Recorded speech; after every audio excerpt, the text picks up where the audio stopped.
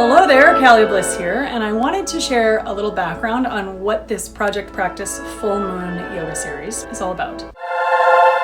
I'm a lover of a good story. After all, yoga is the philosophy of the multifaceted nature of being human, and the tradition is rich with stories. This is, I believe, a key part of what makes yoga such an effective tool for managing our lives, creativity, and health.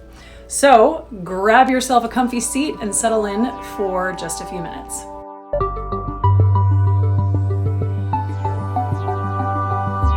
Now, I'm the daughter of an elementary school principal, and growing up, though we were not a family that was big on astrology or religion or even a basic premise of spirituality, my father would often make note of the unusual activity that happened around full moons. Teachers and parents having emotional meltdowns, students acting up, community members suddenly having loud and verbose opinions about the bus stops, and on and on. The moon, I now know, has deep historical ties in many traditions to the elements of what is known as the divine feminine energy. Women's menstrual cycles are often tied to the moon. The moon moves in an ellipse around the earth instead of a perfect circle, which means its position and relationship to its polarizing force, our earth, changes every day. Sound like any women you know? In a world and culture that is built on and celebrates the notions of repeatable patterns to get predictable outcomes, linear upward growth,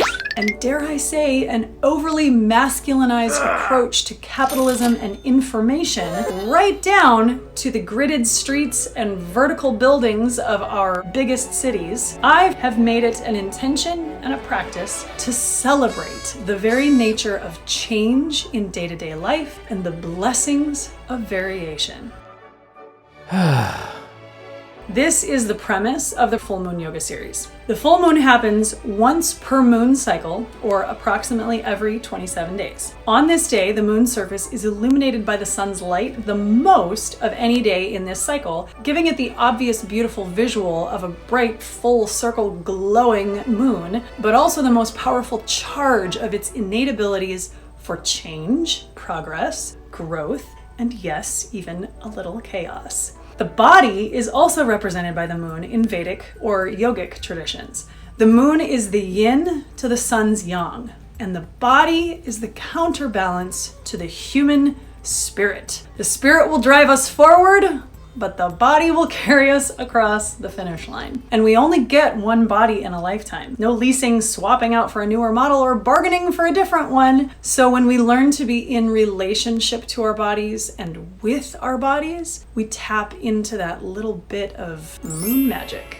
Now, a little background on who I am and why I'm in love with this concept of the moon being an opportunity to tap into our feminine, emotional, and spiritual selves. First, let me say that I like to think of spirituality as the great unknown and the ultimate catalyst of creativity. I often refer to a notion that even the most advanced quantum physicists cannot yet explain 70% of what we quantify as matter, or the material world. Wow! Pretty crazy, right?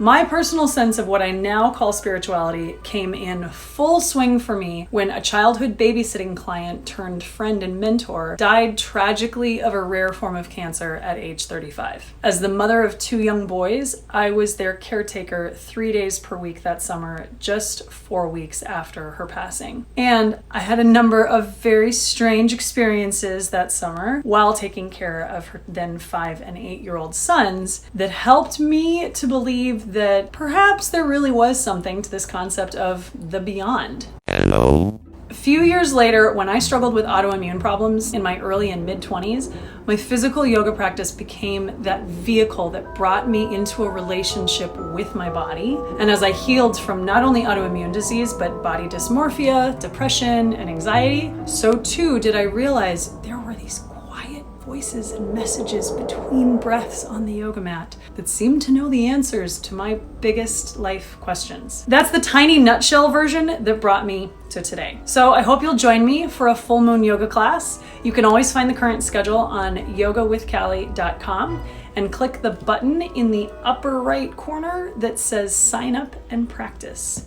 Oh, and one last thing to note, even though these events are rooted in yoga asana or poses and meditation, which is an Indian-born methodology of practices, I use the moon names from the good old Farmer's Almanac in observance of my connection to my personal roots. I believe that a spiritual practice works best when we honor heritage and lineage, and so as the descendant of mostly poor land workers, the Farmer's Almanac is my guide of choice. Check out more on the monthly moon themes on the Sign Up and Practice tab at yogawithcallie.com. May you be well in mind, body, breath, soul, spirit, and heart. Peace and light to you all, and I hope to practice with you soon.